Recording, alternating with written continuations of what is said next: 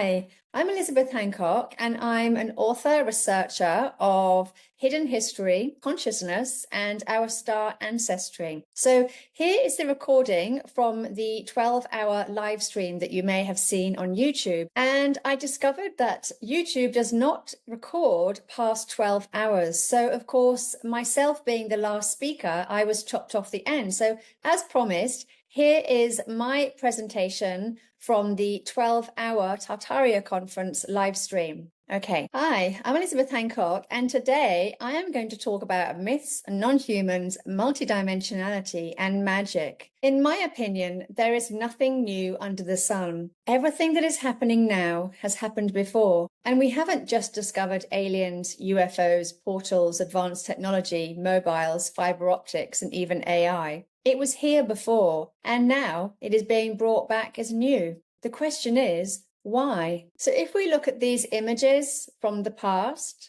what are we seeing here? Are we seeing old world technology? You can see the Vimana, the flying cities as talked about in the Indian Vedas. You can see on the top right-hand corner, there's a picture of a man with what looks like red hair, actually, but his skin looks quite sort of golden red as well.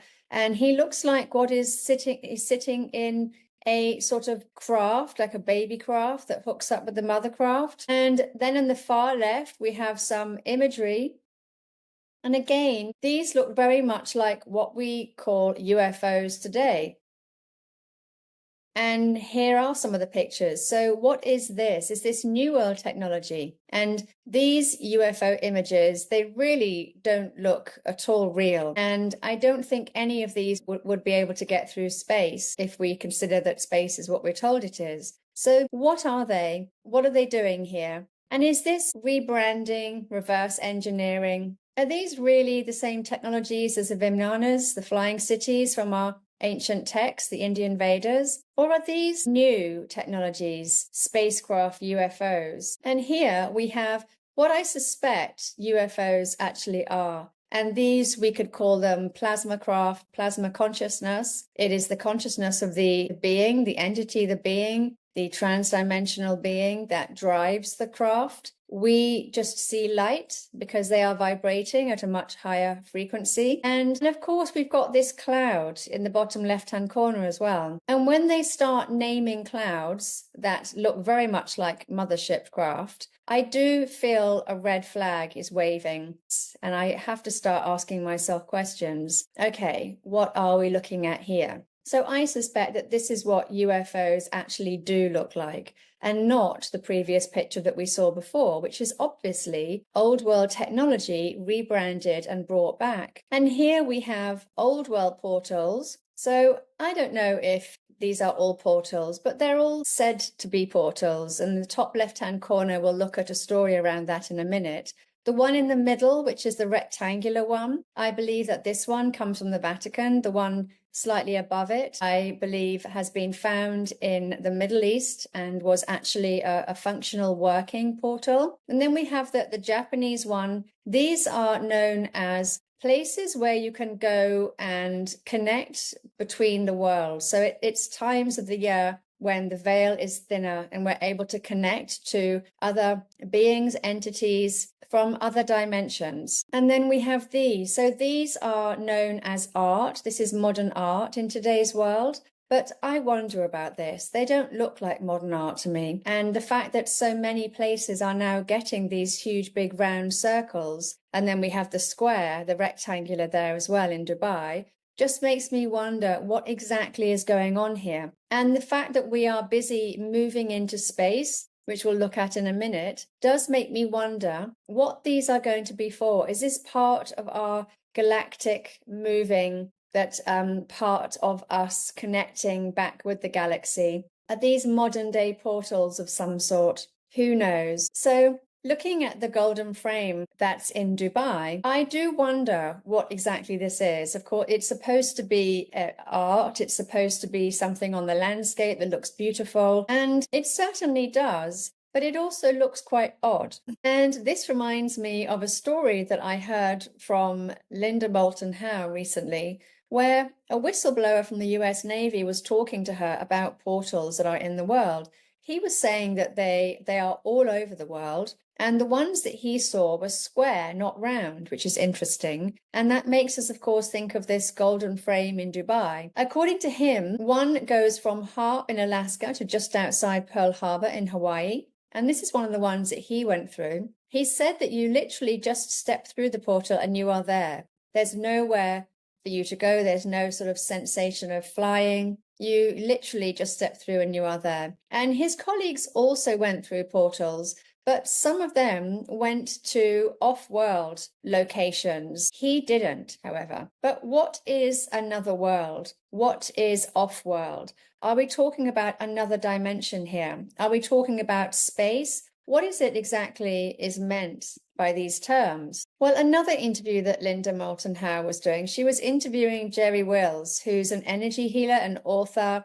And he also is a contactee. He actually claims to have come from Tau Ceti. He's one of the dropped off babies. He certainly is very tall with sort of strawberry blonde hair, which is how the Tau Ceti are supposed to have been described, with white skin and light colored eyes. And he talks about how one time on holiday with his wife, he put his head inside the Amaru Muru, which is this particular portal here, also known as the Gate of the Gods in Peru by the local indigenous people. He talks about how, as he put his head inside, he recited certain words and used a symbol or symbols whilst he put his head inside. And he vanished, he disappeared. His wife was 100 meters away and witnessed him disappear. He claims to have found himself in a white corridor and heard a voice explain to him that he had found his way to another universe. The people that he was talking to in this universe, in this white corridor, I think he just heard them as sort of voices in his ears. They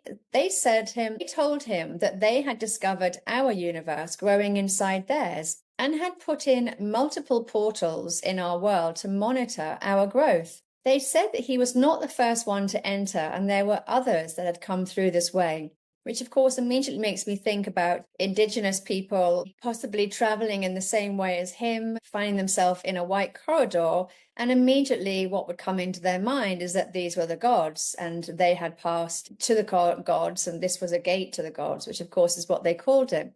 So another interesting point is that these people that were inside this other universe, they told him that they had discovered that they were inside another universe themselves and was growing as fast as we were. And so they were monitoring us growing inside their universe and them growing inside another universe, which makes me think of M theory, of Michio Kaku, who talks about how universes, different dimensions are like sort of colliding brains. As they collide into each other, they sort of integrate like a Venn diagram would, and we are able to see split periods of time where we're able to connect to other dimensions. And of course, this could be what they call, or what we call, the thinning of the veil. So during the equinox, during important times of the year, the solstice, these are the times when these veils thin. So these membranes, these brains colliding, they integrate, we're able to see into other worlds, and then they move back out again, and we're not able to anymore. So who are the gods? And again, just thinking back to,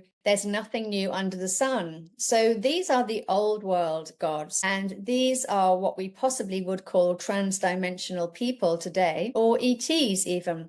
But here we have the elongated skulls. This is the top one is Amenhotep III from the Egyptian pharaohs. The bottom one is the Anuna Anunnaki god, again showing an elongated skull. We also have Osiris on the far top left, another elongated skull, and also the blue skin that we can see with Vishnu and Osiris. And these blue-skinned beings are talked about a lot in our myths and legends. And so we've got to ask ourselves, is this true?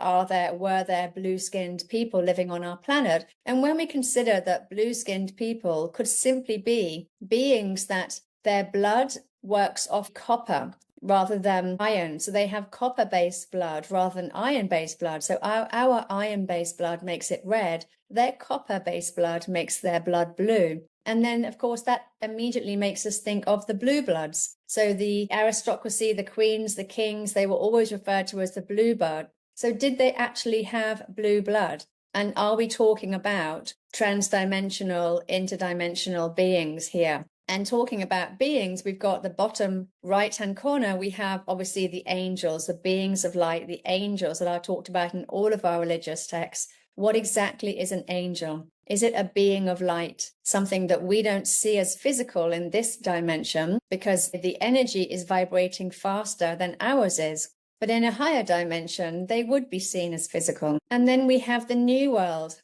gods, entities and beings. And here we can see the Arcturians, the Pleiadians, the Andromedans. We've got a few Pleiadians here. We've got one Pleiadian coming out of one of those spacecraft. This is the story with Billy Myers, where he talks about meeting a Pleiadian that used to visit him. And it just seems very odd. The spacecraft really does look like it's from the 1950s, doesn't look advanced at all. But that's not to say that there aren't beings living in other dimensions to us, because as we'll come to in a minute, the Pleiades is one of those areas that comes up again and again and again in the indigenous myths and legends. And here, the top left-hand corner, we have, this is Valiant Thor. He is supposed to be a Venusian from Venus, and he has visited the Earth. He is talked about in the book by Frank Strangers, which is a stranger in the Pentagon. Apparently, he lived in the Pentagon when Eisenhower was in power and tried to persuade humans to become more peaceful and to stop using nuclear weapons, which they ultimately refused to do, and he ended up leaving. But at the time, he was willing to trade advanced technology that would prolong our life, that would also heal our bodies, and advanced ways of growing crops that would allow us to eliminate famine immediately. And in return, we needed to give up using nuclear weapons, which of course we didn't do. And this was 70, 80 years ago, which does make us wonder what would have happened if they had accepted these terms. And on that basis, who were the Venetians? Where do they come from? Do they come from Venus? So were these entities and beings physical? We've just looked at some Arcturians with sort of the long skull. And yes, they were physical because we have found bones and we've tested the DNA. Human DNA is present in as little as 25%, but also as much as 75% in some of them. And the rest of the DNA is unknown. The very small ones that you can see in the middle picture on the far left, you can see they have no human DNA at all. And there was a female of their species found with 3 eggs inside her, showing that they are biological. Now, Dr. Gary Nolan, who is an immunologist and professor of pathology at the Stanford School of Medicine, believes that he has found a way to track or test DNA. And his method shows him that DNA, human DNA, can be traced back 9 billion years. He says that as our planet is only 4.5 billion years old, it shows that humans did not originate from here. We also have the Indian Vedas, which are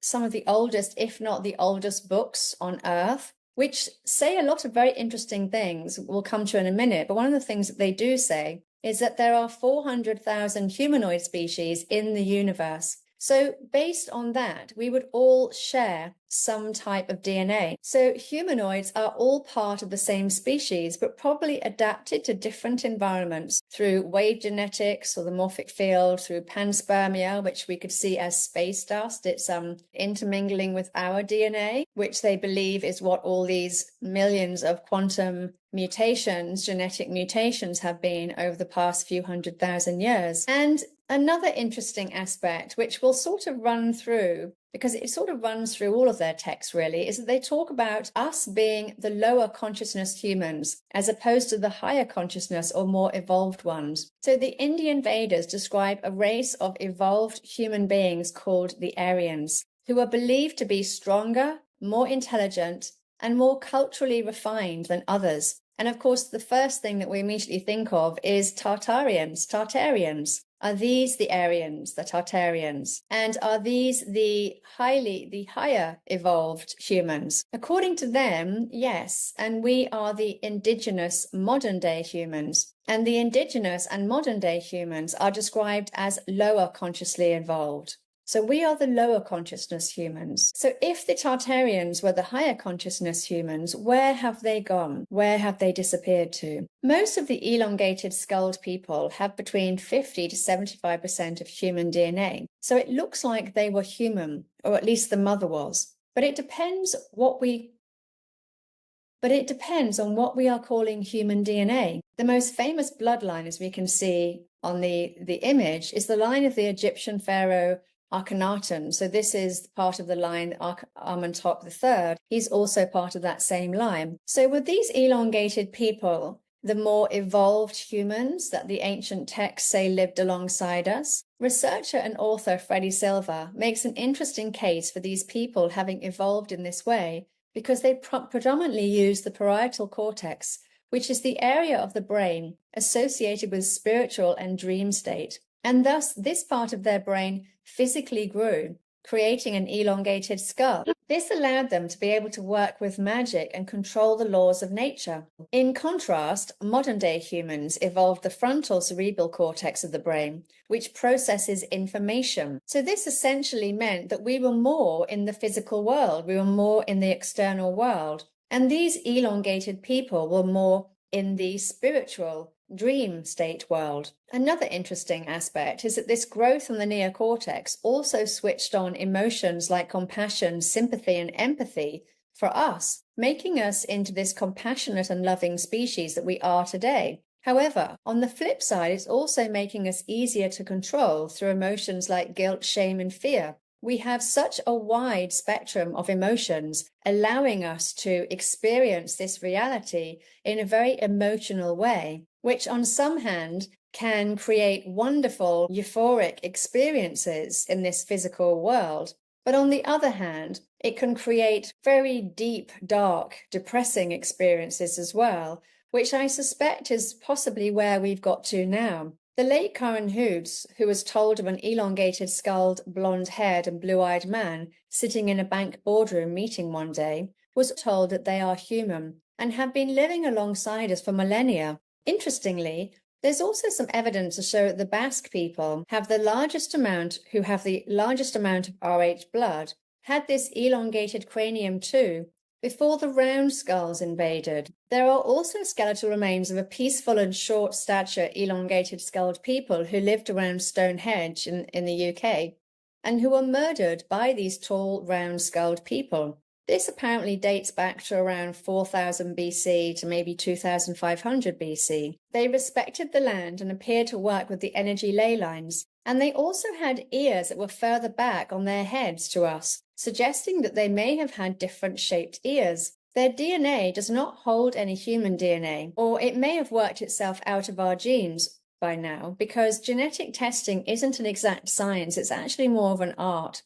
Straight after I read this about the different shaped ears, the first thing that came into my head was, well, are these the elves? Are these the elves that come up in our myths and our legends as our stories, that they had different shaped ears? It also looks like these people, they lived in this community, they worked and lived together, but they also had advanced knowledge that we have obviously forgotten about today. For example, they enhanced their crops by working with the land using sacred geometry and growing their food in alignment with powerful solstice and equinox energy. This apparently enabled them to grow 2 crops every year, helping them to grow more food for their community of people. So these gods were obviously physical, because there are many stories, and the indigenous stories in particular, who tell us that these gods, that they refer to as gods, were physical beings and which they copied. So we've got the Dogon tribe from Mali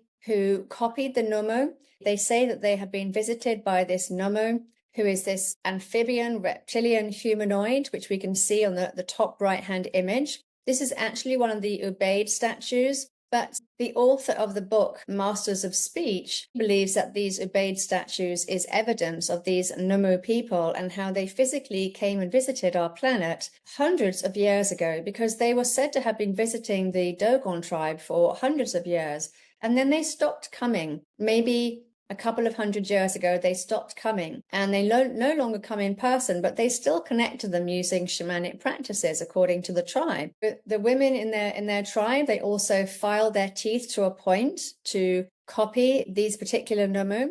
They also practiced the art of head binding, which is something that we see all around the world. It's literally in every single continent. And in Europe, it was right up until the 19th century in France where the small villages were still using this head binding practice. And when asked why they did this, they all refer to how they are emulating the gods, how if they have a child with elongated skull, this child will be blessed, they'll be more intelligent, they will be this sort of higher being, which makes me again think of this higher being, higher evolved consciousness and lower evolved consciousness. And also the ancient Sumerians said that the elongated head people, or Anunnaki as we know them as, were the first people who created man and were gods or immortals who ruled the lands. The Sumerian tablets retranslation, which is not Sitchin's, but it's a new translation by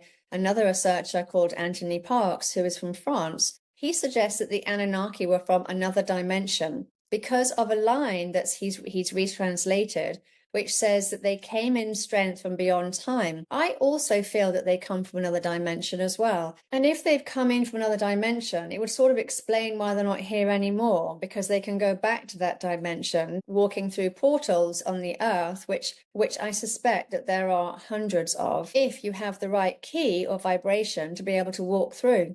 And again, we can see the bottom right-hand image. We can see that this is one of the Anuna gods found in Syria, dated to 1006 BC, apparently. And the Book of Enoch as well. Enoch describes the Watchers as being very tall beings with elongated heads who were able to take physical form if they so wished. And this tells us again that these people must have been transdimensional beings. And my understanding is that transdimensional means that they are from another dimension, so it's other dimension. And interdimensional being means it's between dimensions, so inter meaning between dimensions. And this tells us that transdimensional being could be seen as a physical being who has been able to move through to another dimension. But interdimensional being can be seen as the archons or the demons who don't actually have physical bodies themselves and therefore are more like parasites. They latch onto people and they essentially use their body for whatever it is they want to use it for. And this we would know as demonic possession, but I suspect that this is also what addiction is as well. So is our world multidimensional? Is our universe multidimensional? Well, mainstream science says that the universe is not multidimensional. It essentially refers to it as a three-dimensional expanse where matter and energy exist, and it's governed by laws such as general relativity.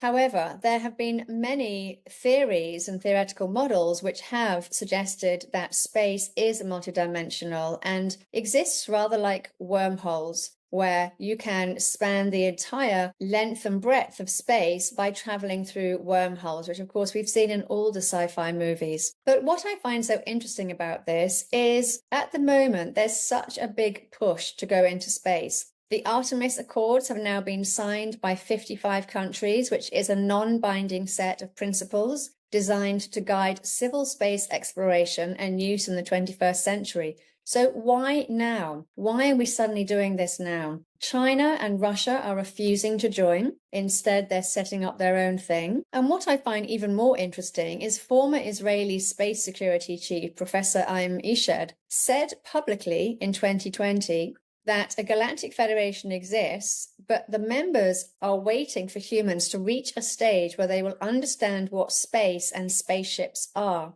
And I think, for me, this says to me that if we don't know what space is, it means that what we currently think it is not what it is. Therefore, it's not a three-dimensional linear expanse. So what is it exactly? Well, on the other hand, the Indian Vedas say that the universe is multidimensional. They say that humans have been living here for 4 million years. And as we said before, there are 400,000 humanoid species or beings in the universe. However, they do not categorize by species. They categorize by 3 different types of beings. And they refer to these as the higher beings, the lower beings, and human beings. So the lower beings, they would say, live in the lower worlds. And these are the asuras. These are the demons, the bhutaganas, which is what we would call greys, and the nagas, which is what we would call reptilians. And these are the lower beings. They live in the lower worlds, and they have caused problems for human beings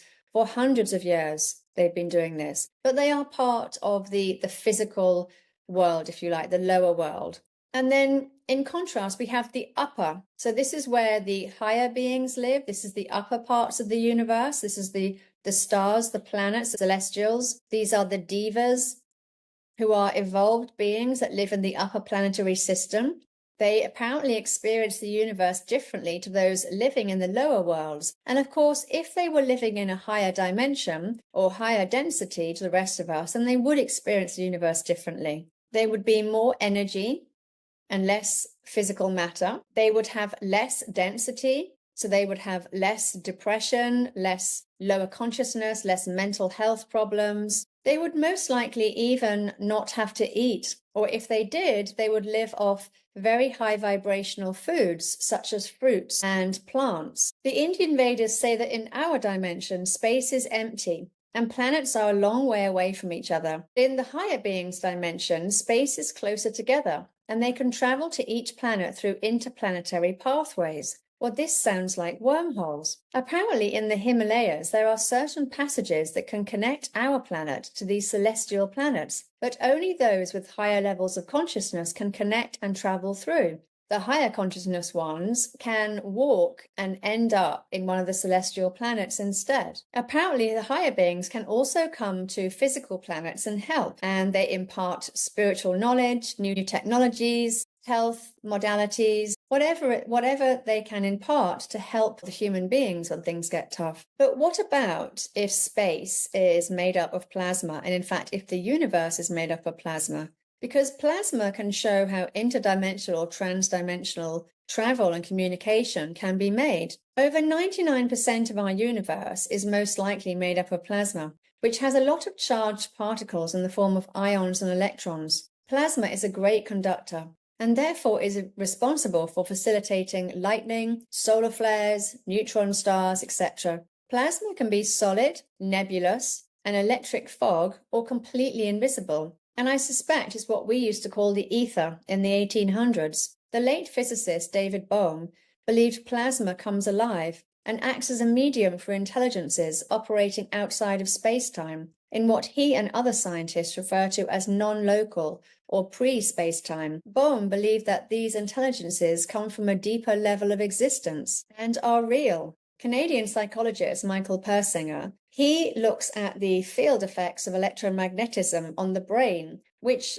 led him to believe that these electromagnetic fields and geomagnetic activity were responsible for impacting the temporal lobes, stimulating otherworld experiences and communication with beings from other worlds, but real ones, not hallucinations, showing that we are part of a multidimensional existence, and we just can't access it as easily as other species can, at least not now. And of course, this makes me immediately think of the indigenous tribes connecting through times in the year where the veil was thinner. They were able to start connecting through meditation and connecting with these, what we could call plasma beings, and experiencing, talking with them, connecting with them, understanding more about them, just as so many people are still talking about today. Another interesting point is that our brain is already set up for 11 dimensions because of the storage system that it has in it. And currently scientists believe that this is a storage system, and it's where our memories are stored. But in reality, our memories are not stored in our physical head, and I think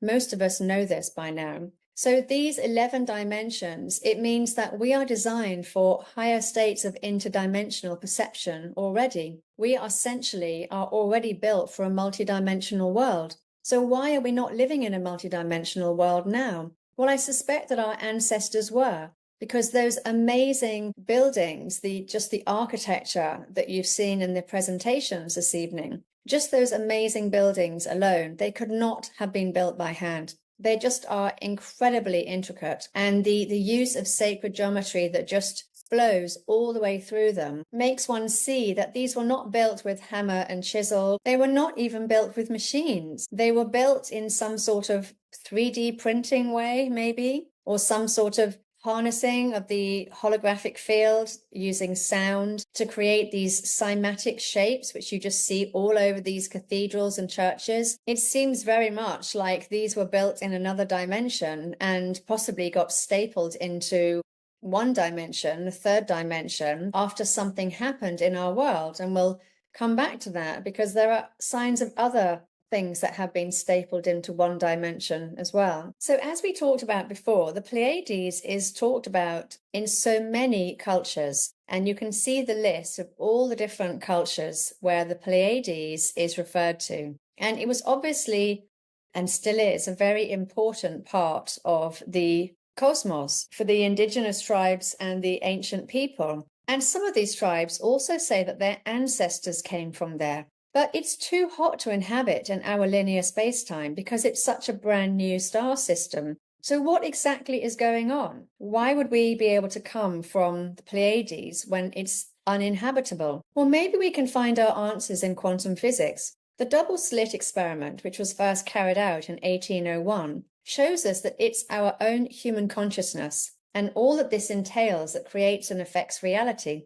The observer effect, which has been studied for more than 100 years, always shows the same thing. The observer changes the outcome of the experiment. So in effect, we could say that it is our consciousness and the consciousness of other beings and entities that create everything we see in the universe by observing the field of ether or plasma into being. We could see God as a 0-point field, the point of all creation, which essentially just creates, and then creator beings, such as ourselves, have found a way to harness this in order to create the physical manifestations, the incredible architectures and cities that we see in the old world. And is this why we never find the end of the universe? Because once we observe it, we simply create more of it. Is this what the space agenda is now? We are creating it with human consciousness, but it's being driven by the parasites. So the different countries who are signing the Artemis Accords, they're going to be the ones that are leading the way with what space is.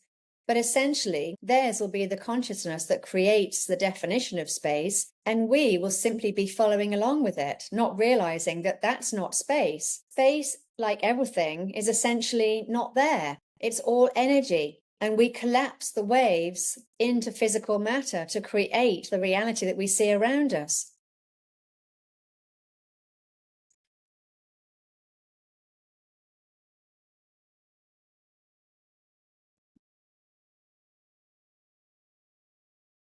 The Book of Giants, which is also another book from the Bible, infers that the world was populated by ordinary people and godlike, extremely tall people who possessed knowledge of advanced technologies and the laws of nature. Indigenous accounts also support this notion, telling of two races of people who are living on Earth side by side. Giant bones have been found on every continent in the 1,000, from skeletal remains to huge skulls to petrified bones and fossilized body parts. The Bible refers to the giants, or Nephilim, as being the offspring of the Watchers, or fallen angels. It is even said that red-haired giants were the first inhabitants of the Americas, 25 to 55,000 years ago, as so many mummified bodies have been found there. The Wichita, the Hopi, and the Zuni tribes tell stories of their women breeding with advanced people who had supernatural abilities and lived extraordinarily long lives. Only a few women survived giving birth to these huge babies, and although it started off well as they grew,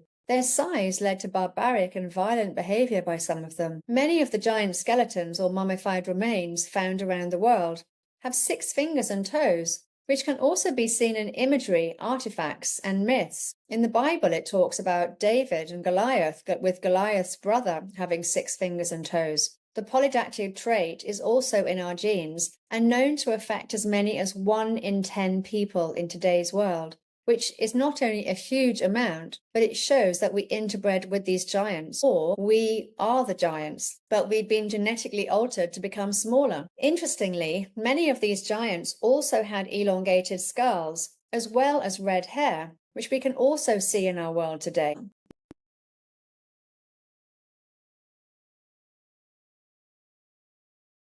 In the book of Adam and Eve, Enoch talks about how those leaving the enclosure at Gar Sag for the valley below notice the substance of their bodies becoming denser. So they start off looking higher dimensional. Does this tell us that the mountains are in a higher dimension, like the Himalayas are? Or is Enoch describing the lowering of consciousness as they walk down the mountain? Higher consciousness people would look more radiant and glowing, as they still do today, and we can describe them as more energy, less matter, as Dr. Joe Dispenza says. The Siberian and Iranian people also claimed their ancestors were less dense, and that their skin was more pale and radiant. Their hair was often white. The Talmuks and Tibetans of Central Asia also report that the bodies of these advanced people gave off light, and compared them to the stars. They lived for hundreds of years, and only ate fruit from a forgotten tree. However, the more they associated with the physical world, as in ate the food and probably married the locals, the more dense and less luminous they became, and the shorter their lifespans were. Were they descending into lower dimensions or densities themselves? Were they becoming lower consciousness beings by participating more with the lower consciousness of the collective world? Is this where we are now? Have the higher beings who have incarnated here become lower beings due to the collective low vibrations of the planet?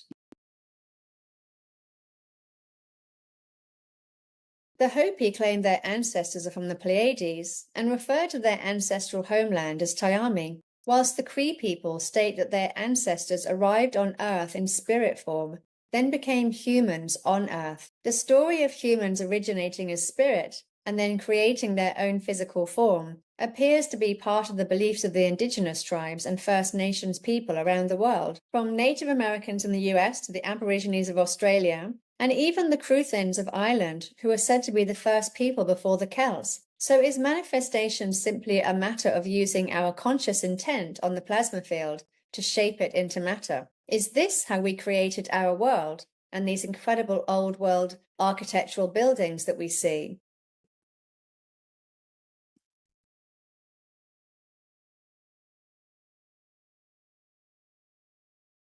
But it's not just our ancestors who are beings of light. We are still beings of light, which we can see again in the different cultures around the world. The rainbow body, for example, in Tibetan culture, has been used by monks for centuries for leaving this world when they want to move on, or what we would call die.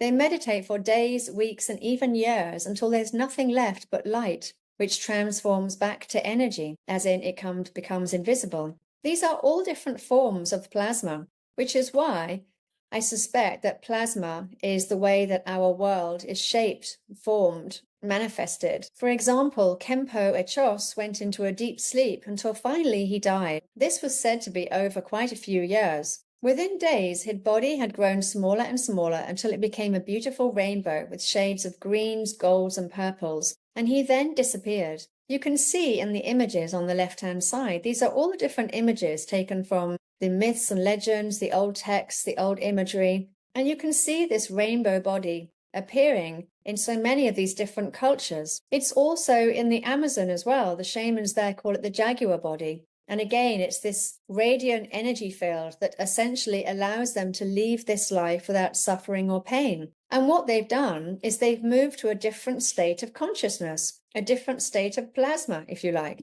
But they've moved, they are no longer physical, and they are now a different state of being. They are still there, as so many of us already know when our loved ones passed over. They're still there.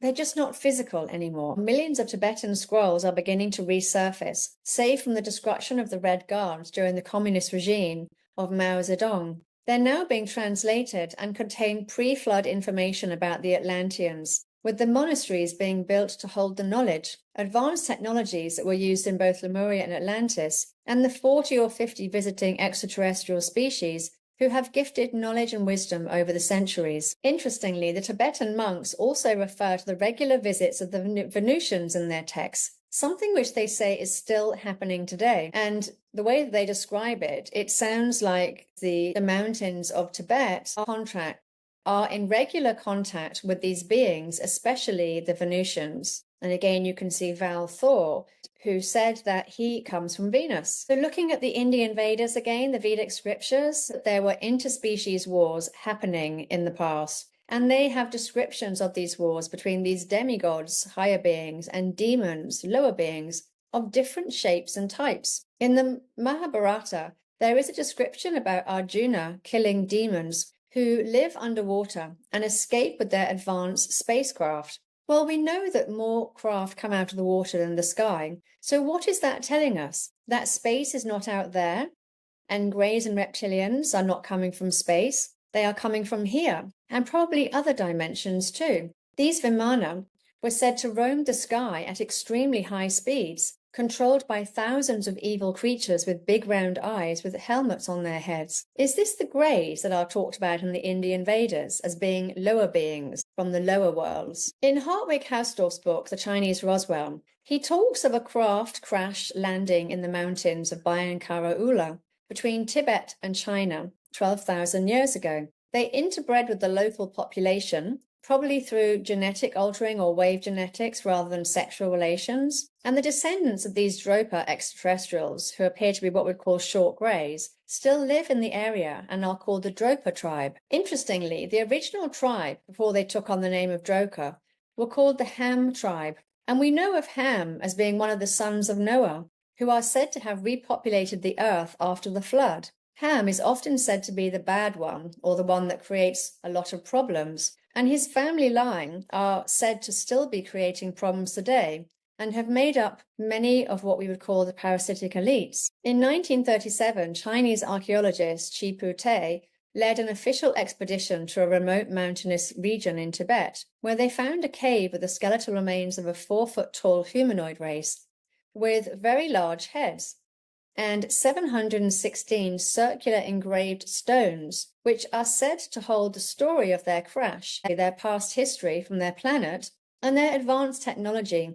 And you can see the image on the right. This is what the circular engraved stones look like, and they remind me of these vinyl records that we used to have, and possibly they are read in a similar sort of way. In fact, that reminds me of another story that I read, which is talking about ancient scrolls that were found, and they were read by wetting your finger and then running your finger along the scroll. And this would intuitively impart the knowledge into your mind, which is also said to be what the emerald tablets are for as well. Many of these texts, they say that we will not be able to access this information until we raise our own vibration, until we become a higher consciousness being ourselves. And so maybe that is what is happening at the moment. These different scrolls and things that have been found or are being found, and we know that there are certainly tens of thousands of them underneath the Vatican. Maybe these things are going to come out once the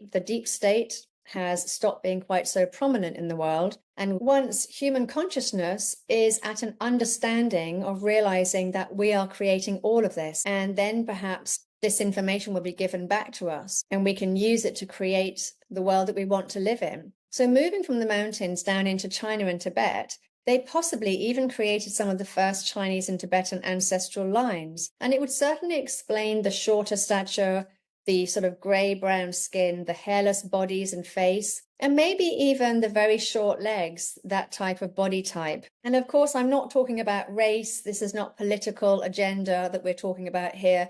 It is simply a curiosity to understand how we became such a varied species ourselves. When you look at other species in the animal kingdom, they are all the same within each species. Now, I do not think that humans are part of the animal kingdom. I think that we are humanoid, human DNA, very, very different to the animal consciousness. However, I think the only thing that we can see when we look at the varied races amongst us is that we are a variety of different species. We are not one species, and we'll come back to that one in a little bit as well. Could this be why the Asian and Indian civilizations have so many stories of advanced technologies and flying craft in their ancient texts dating back thousands of years? That they inherited them from these visitors? The oldest Chinese book, the Zhuoha, says that their dragon lineage began 7,000 years ago and created the line of emperors, and they were gods. Japan and Korea also say the same.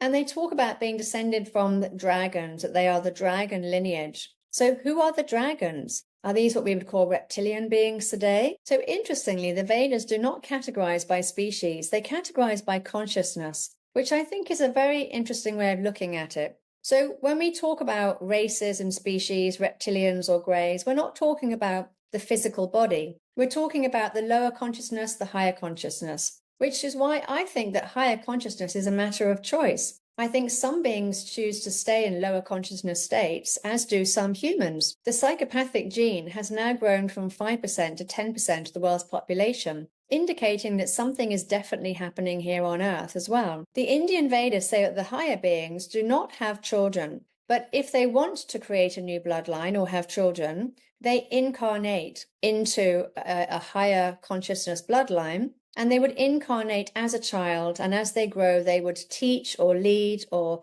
impart new knowledge into the world. So looking at the different humanoid species, this seems to indicate that the humanoids can all interbreed with each other. And of course, wave genetics shows that DNA can be altered by energy waves or even telepathy, and doesn't have to be physical at all, which I also suspect is being done, because I think it's being done now as well, which we'll come back to in the last slide. So are we looking at advanced technology, or are we looking at magic? And that's an interesting concept, because magic is everywhere in our world. And if we try and think back to where did it start from, it's possibly been around here for as long as we've been around here, but we only have these ancient texts to look at where we can gather some sort of understanding. And of course, we have the Bible, we have the indigenous accounts, and when we look at the different accounts talked about here in this long list, we can see that the gods have gifted us many, many different things. And one of the things that they have gifted us is the understanding of alchemy, rituals, spells, magic symbols, what we call runes. And this has all come through, and also astronomy, cosmology, this has all come through into modern day. But when these were first gifted to us, it seems that humans, or lower consciousness humans, apparently abused this idea of magic. So the Watchers, or fallen angels, they decided that the human women were very gorgeous and they wanted to marry them. So they essentially came to Earth, married human women, and started to share their advanced knowledge with these human wives. So they taught them spellbinding, spells, magic, sorcery, and even things like fireballs, lightning, stars, the allegories of the earth. They taught them a lot of advanced information, which they were not of that higher consciousness to be able to know how to use it wisely. And unfortunately, it meant that humans fell into destruction. Or at least this is what the Bible is telling us. And I do think the Bible has been edited so much that it's possibly even inverted these days. But it's still interesting information, which I think we can use with discernment. So as I said before, magic is everywhere. Magic is the art of using sound, sacred geometry, words, and hidden forces to direct and control energy. These sounds have powerful vibrational patterns that can be used to direct energy and harness its power. Some of them can even be used to stir up emotions, which strengthen the effects of the magic rituals even more. Isn't the TV and media doing this all the time? Isn't all TV programming designed to trigger us and make us angry, make us feel sad, pulling our emotions which way and that? Not only are these strengthening the effects of the magic rituals that are being done on us, but it's also providing a literal energy source that these beings and entities can live off us with. The term rune comes from Old Norse, meaning a secret letter that can cast spells, and has been linked to magic, divination, and spellcasting ever since, possibly because their geometric shapes may be carrying, moving, and harnessing energy. Norse mythology traces runes back to the gods Odin and Loki, who, according to the myths, use them for various magical purposes. But they are not the only gods or advanced people who use magic. There is magic everywhere in our world, which has been passed down through mystery schools in Egypt, priests in Babylon, and every other nation for millennia. It was supposed to be for the more evolved, higher consciousness people, known as initiates, but it keeps being discovered by others and being abused. Secret societies probably even started out as good, but then as people desired more power, they became more corrupt. Even Enoch was described as being a magician, and the first man, Adapa from the Sumerian tablets, possessed advanced skills too.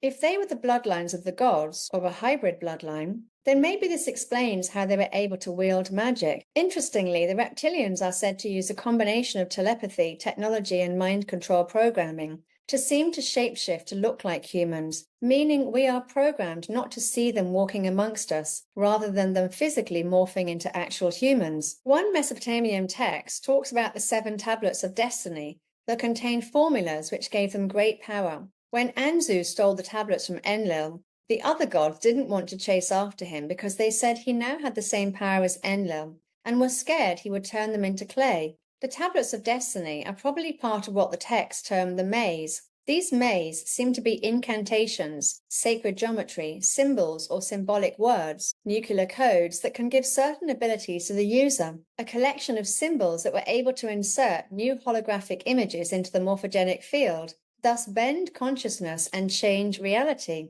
So is this how the incredible structures of the old world were built or created? When I first moved into my house, lots of weird stuff started to happen. We heard loud footsteps across the landing at night. Something sat on me in the middle of the night, and the energy was really off. I later discovered that the whole row of houses was said to be haunted. Because I'm also an intuitive healer and energy worker, I work with these sorts of things all the time, and I knew it was an inverted ley line running through the house. Entities and beings can channel through electromagnetic waves, and when they are inverted, you can get demons, trapped souls, and even greys or reptilians coming through. I use dowsing rods, which you can see in the top right image, to find the inverted ley line. They run off underground waterways, and then I blocked it up using an upside-down omega symbol. This symbol alters the holographic field in the same way that magic does. The omega symbol stops the energy flow or diverts it. And interestingly, alpha signals the beginning. As Jesus said, I am the alpha and the omega.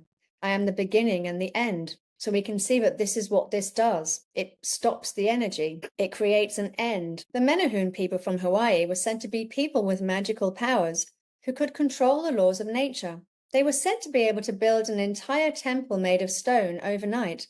But in their stories, they were said to have become arrogant and began to abuse their magic. The gods then unleashed a cataclysm to wipe them out. So it seems that it's abuse of magic or altering the holographic field that prompts wipeout scenarios, suggesting it possibly affects other dimensions or realms. This same story also comes up in the Vedas, and many of the indigenous tribes talk of new worlds, as one world is wiped out and the civilization starts again. We've got the celestial alignments that guide the transition of these worlds, and it's talked about there's a spiritual renewal that comes into place. There's also a great awakening that comes towards the end of it. These are the sacred times when the energy starts shifting. And every single one of these cultures talks about this being a time when it's absolutely fundamentally important to rebalance with nature, to get back with nature, to stop abusing the world, abusing each other, and to reconnect again what they would call spiritual growth, spiritual renewal. Because of course we are a spirit. That's what the light being has shown us. We are a spirit having a physical experience. And through time, it seems that possibly we start to forget that.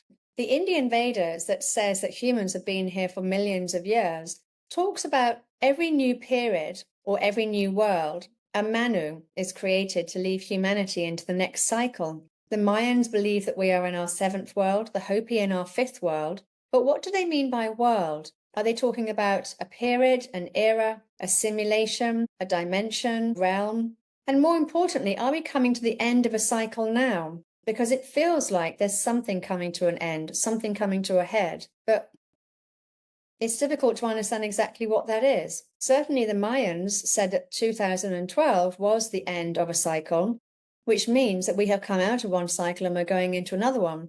In the past, this would have been what they would refer to as a wipeout event. But we obviously haven't been wiped out. So there seems to be a link to magic here, that when magic is abused, this needs to be stopped fast. And is this when the world gets wiped out? This is the same as Atlantis as well, that Atlantis was said to collapse into the sea because they misused magic in some way or blew themselves up with their crystal technologies. Does this magic affect other realms? And they can't allow this to happen, just like our nuclear bombs are being disabled now by off-planet energies. because it affects other dimensions in the multiverse too. Is magic simply an understanding of how reality really works, the true nature of reality? And was it passed to higher consciousness people because it's essentially how our world or reality exists? With the knowledge being passed to more responsible people, we could create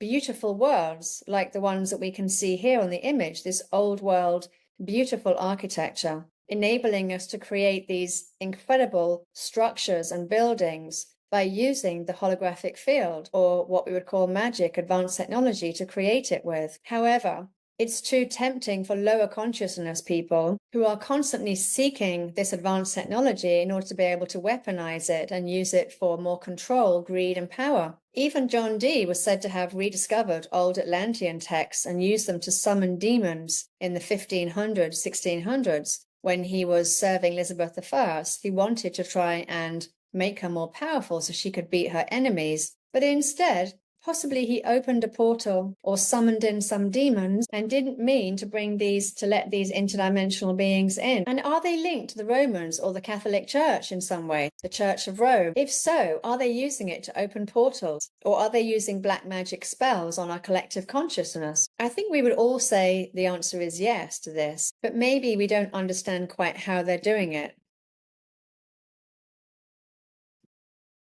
English is literally the language of angels, Angles, Anglo-Saxons, Anglais. It all derives from the same word. And essentially, language creates our reality. So are we beings of light who have forgotten who we are? Have we been stapled into a one-dimensional existence, along with the buildings and the architecture of the old world? Have we been led to believe that we're solid flesh, when in reality we exist in multiple dimensions, as our brain shows us, and are also made of light, not physical matter? Chromosome 7, which controls speech and complex language, and the gene FOXP2, after being dormant for 75 million years, suddenly switched on around 200,000 years ago, linking up our mouth, our tongue, and our jaw with the brain, enabling us to use our mouth, jaw, and tongue to create complex sounds. Was this a negative thing or a good thing? I think it depends how you look at it, because we can see that sound creates this reality. So did we create the ability to be able to speak and create sound so that we could create this reality that we live in today? Our language or our sound is what's creating all of this. It builds the physical field, as we can see with the other presentations today. The field of cymatics, sound creates the sacred geometry. It is a physical manifestation of that sound. In studies that they've carried out inside cathedrals, they've left plates of sand there. And when they've gone back, the plates of sound have formed into the same sacred geometric shapes or rose windows that we can see in the windows, in the structures in the cathedral. So this shows that just that sound inside the cathedral as you walk in creates that sacred geometric shape, that pattern, that cymatic pattern. And it's also affecting our energy field as well. But if we think about the English language, we think about how much it's changed just over the past 50 years, over the past 10 years alone, which of course is affecting our reality, our physical reality today. All of these new slang words, we can see with the music industry, all the dumbed down TV shows, we can see that this is all altering our physical reality, and probably not in a good way. And on the other side of this, so many old words have been taken out of our dictionary. And certainly, I suspect that many of these old words were actually even used for transdimensional travel, as a way to heal our body, and maybe to even unlock portals. So we know that words carry vibration, as Dr. Masaru Emoto showed in his water experiments, and we can see also with the Hertz vibrational table as well, that different emotions are different vibrations.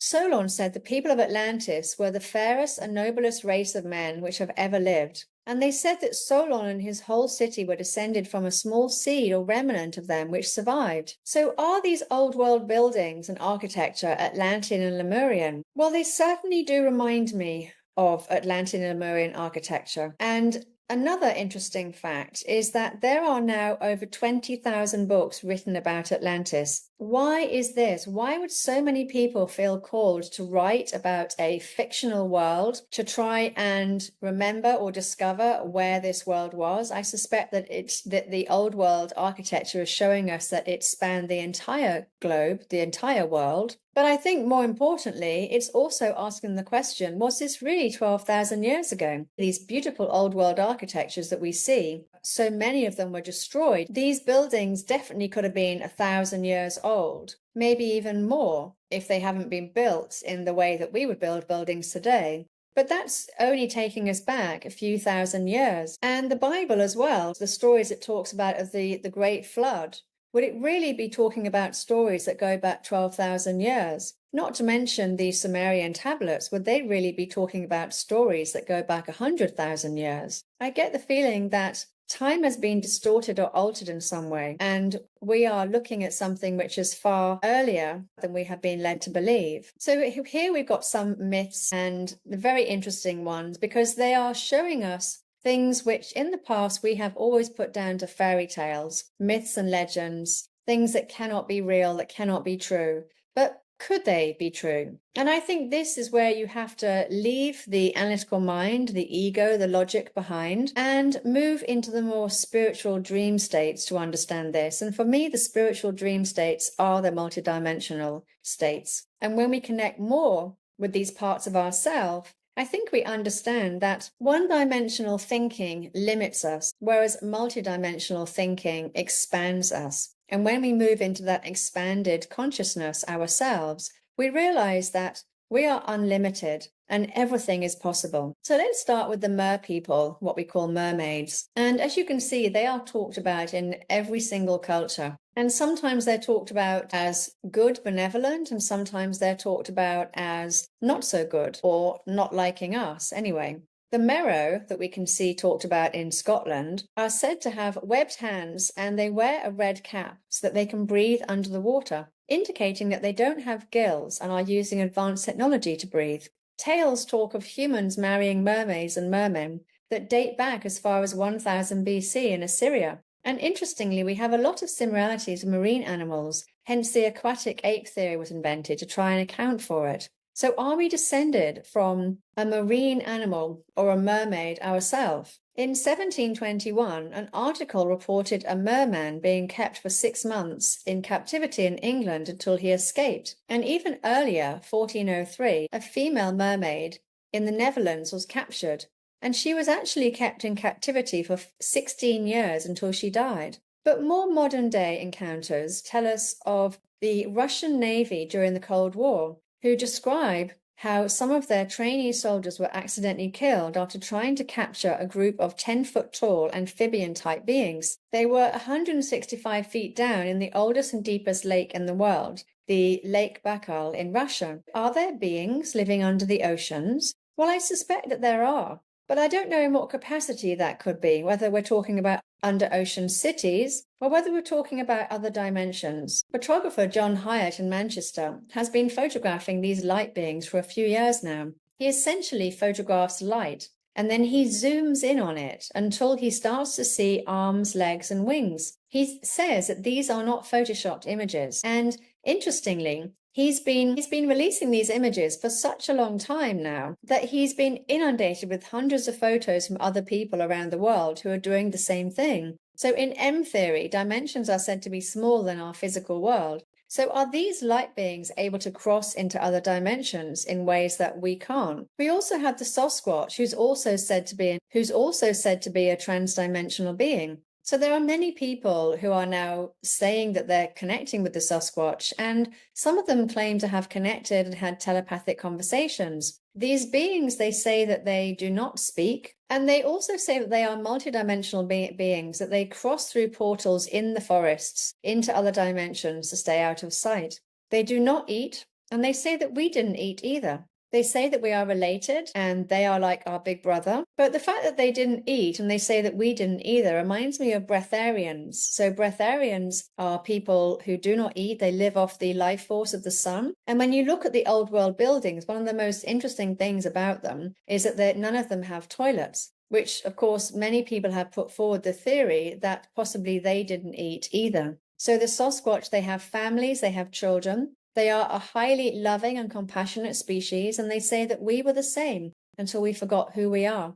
They cannot speak, but they use telepathy. And interestingly, science has now shown that we are telepathic as well. And everything in the universe can hear our thoughts and words. So I think it's really important to be heart-led and have pure intent, because everyone is listening to what we're thinking. The Chalke is said to live underground on every continent.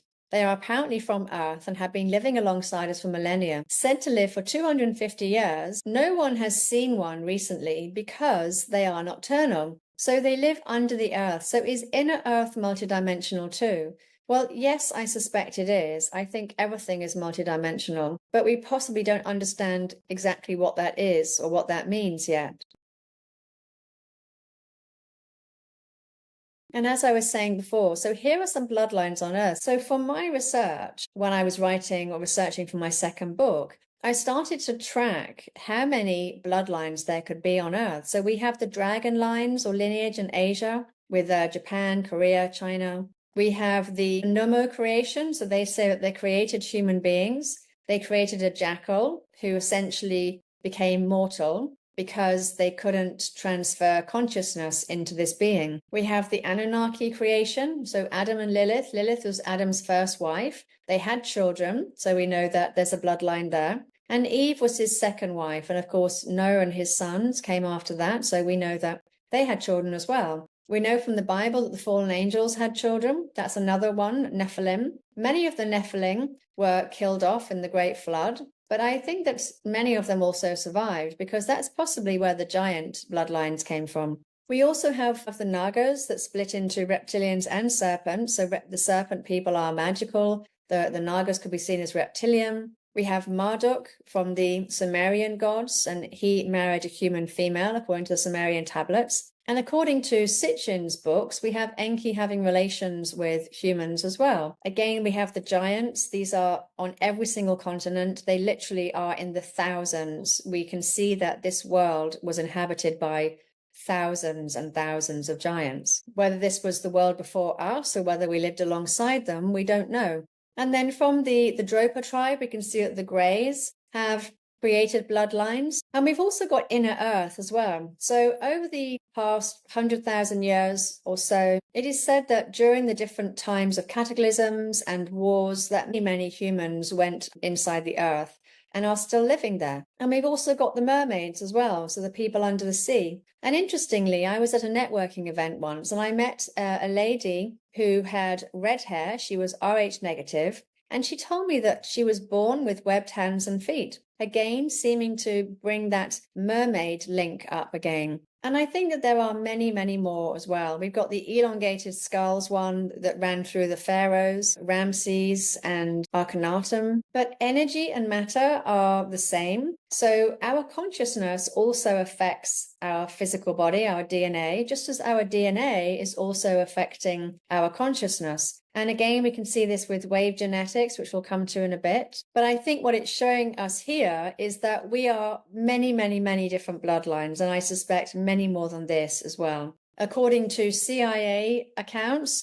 we are 10 different species, extraterrestrial species. But according to other accounts, mostly in the spiritual circles, we are 12 different species. And because so much of this universe works in 12s, I suspect that 12 is correct. So it means that we probably have 12 dimensions in our brain, not 11, but there's possibly one hidden there somewhere, or it's invisible to us. And it links with the 12 different species that we are connected with, which also links to the 12 different chakras that we are said to have in our physical body and energy body, which is also said to link us to other portals through our chakras. So it's not just our minds that are vastly advanced and don't need chips inside them. It's our bodies as well, which are made up of sacred geometric shapes themselves. We're also made up of sacred geometry. And as such, we interact and integrate with this physical world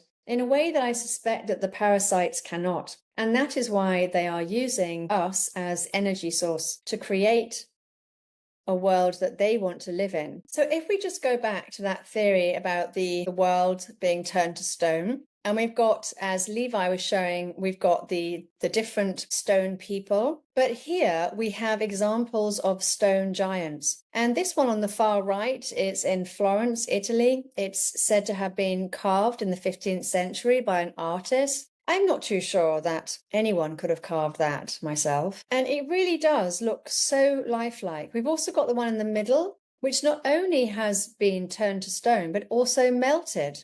And you can even see the red patches like blood coming off his body, which is very bizarre indeed. And then the one on the far left, holding up the bridge, seeming to be a helpful giant in some way. I certainly don't believe that the giants were all bad. It seemed to me that they were the people that created this wonderful old world, because so many of these buildings are so large and the doors so large that you can see that they're not created for 6-foot tall people like us. And then we have these grotesques that we can see on the bottom here, and these are found on many of the cathedrals. I think this one is in France. And you have to sort of ask, what exactly are they looking at? So they're all sort of looking into the sky, and what is it they're looking at? What is it that's just about to happen before they are turned to stone? So are these multidimensional beings that have been stapled into one dimension and turned to stone? And if we look at this, we hone in a little bit on this one. What are we looking at here? So this person here seems to be having their life source sucked out of them. Looks like some sort of dementor, and very bizarre indeed. Could someone really have carved this? Or is this when the world was turned to stone, as the Bible seems to infer? So in Genesis, we have Lot and his wife who were told to flee the city of Sodom before it was destroyed. And as they fled, unfortunately, Lot's wife turned round to look back and was turned into a pillar of salt. So is this what had happened? Is this why the gods immediately shut everything down by collapsing everything into form, stapling it all into one dimension? So the first dimension is said to be the dimension of the rocks and crystals, but we know that crystals are still living beings. But in the 3D or 4D world, they look like rocks to us. So of course, we have to ask ourselves the question, does that mean that this world is going to be wiped out, that we're going to be turned to stone or burnt in a solar flash or drowned in a flood in some way? No, I don't think so. But I think that there is a group of people that want us to believe that the end times are here, and are doing everything in their power to recreate the biblical end times. And the question, of course, we have to ask is why? Why is that? So human consciousness is creating everything. And in 1957, Dr. Professor Hans Eysenck, chairman of the psychology department at the University of London, discovered that there was a conspiracy involving 30 universities all over the world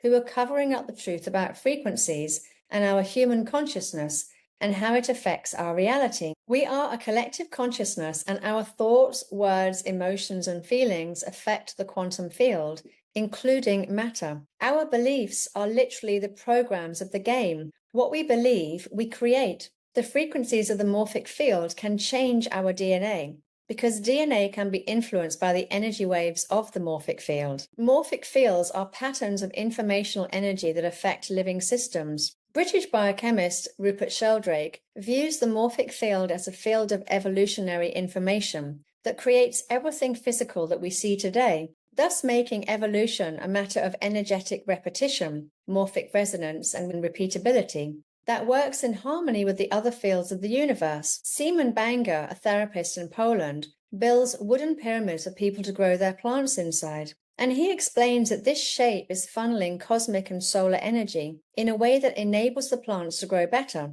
He says this cosmic energy is an energy that is similar to what Nikola Tesla discovered and can be harnessed for our health. So it's possible that evolutionary changes in the Earth's electromagnetic field and the Earth's own morphic field might be helping to upgrade our consciousness by energetically reactivating dormant DNA. Dr. William Brown believes that the children being born now have already been genetically upgraded in utero, which is being done through telepathy or wave genetics via the morphic field, which changes our DNA. The kids are coming in with higher levels of consciousness already.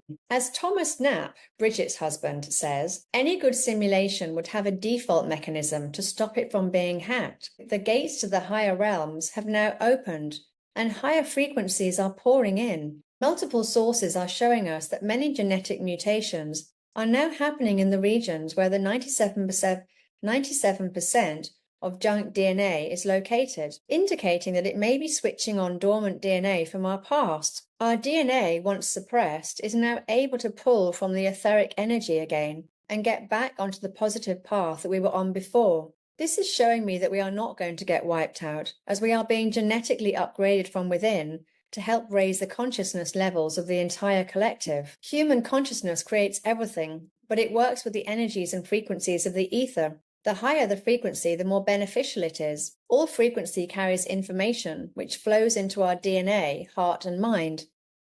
If someone knows how to harness human consciousness, they can use it to create the reality that they want. And I suspect that is exactly what has been happening in our world. Someone or something has been using our consciousness to create this current reality that we see around us, and one that suits them, not us. So did we get invaded by something? Is that what happened to this beautiful old world? Well, interestingly, Sam Osmanagic and his team discovered 8 ancient rune symbols in tunnels under the Bosnian pyramid, which he sent off to 2 professors in the US to be translated. Now, as we know, runes are magic symbols and contain many levels of information. However, the translation came back as follows. The gate has been closed. We are at a standstill. We will have to defend ourselves and conquer until the cosmic gate is opened again. So do these runes tell us that this cosmic highway was broken at some point in the past? A cosmic gate was closed? If so, why and who did it? The tunnels were filled in with mud,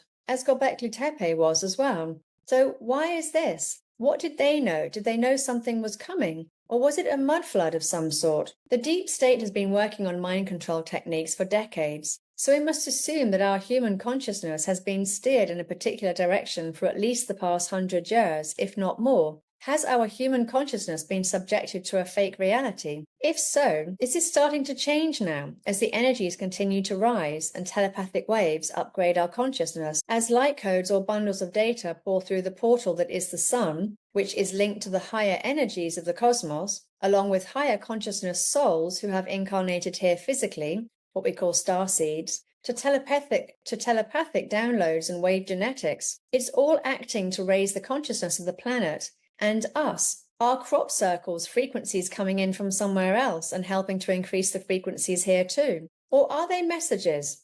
Well, maybe they're both. As we can see, this crop circle is beautiful, sacred geometry, which is bound to be affecting our collective consciousness in some way, and the consciousness of the planet as well. But there have been messages as well. In 2002 in Wiltshire, a facial image that you can see on the picture shows an extraterrestrial-looking face, and a data circle appeared with words. The message said, "Beware the bearers of false gifts and their broken promises. Much pain, but still time. There is good out there. We oppose deception. Conduit closing." So it was never understood who the alien face was, whether this is the bearer of false gifts or whether this is the one sending it.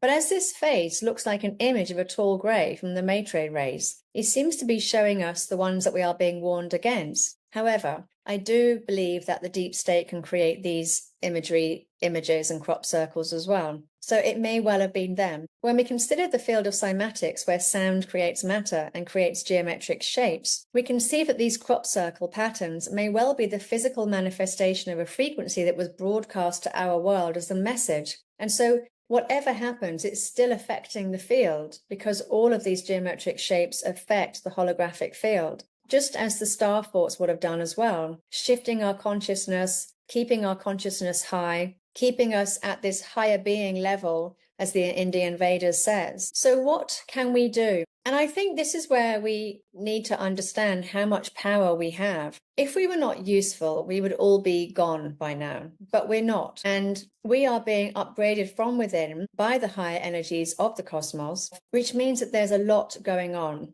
And of course, as we download these frequencies, we're also downloading information. And I think all of us know about downloads and receiving information and channeling information. And many of us are channeling this sort of information now, that there is something shifting. There is something helping to raise the frequencies on the earth. And there's something going on behind the scenes. But if we want to look at this in a more practical state, how can we do something now to start shifting and changing this world? And I think that this, for me, is where it fits into our human consciousness. We can stop giving them our energy and we can literally turn our backs on them. Yes, they've created these systems and laws, which are essentially the same as the Roman systems and laws, but there's something else in this, and that's called natural law, which interestingly was also called God's law. And this is our original law. So even though these people use black magic, they have no power over us because white magic is stronger. And white magic is simply love.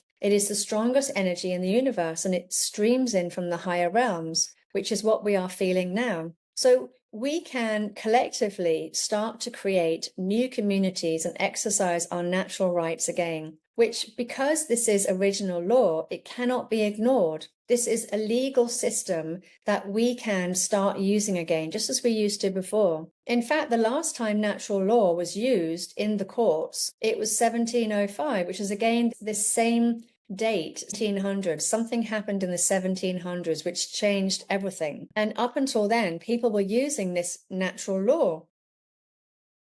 And it's essentially a natural law which is based on being a decent and moral person. So this is who our ancestors were, people that didn't need law enforcement because they were governed by being a decent and moral person. They had a very switched on internal compass, the internal GPS system, as I call it, which is our intuition. Our intuition tells us everything that we need to know, we need to do. When we switch our intuition back on, we immediately know right from wrong. We immediately know when we shouldn't be doing something. It's innately inbuilt into us. And this is how natural law or God's law works. It's using our intuition and innate understanding of what's ethical and what isn't. So we can start adopting this natural law today. The gypsies have been using it. In fact, they never stopped using it, which is why the police have never been able to touch them. They pass this information down through their generations, and they means that they can live how they want to and not participate in the now massively corrupt legal systems that we have in our world. And this is how we can turn our back on these parasitic elites and their low vibe simulation, by adopting our natural law again, using it to create systems, courts, education, energy sources, and even peacekeepers. It splits into 4 different areas, and we can use this to start creating our own communities today. So it's obvious to me that in the past, we all lived together in harmony and something changed.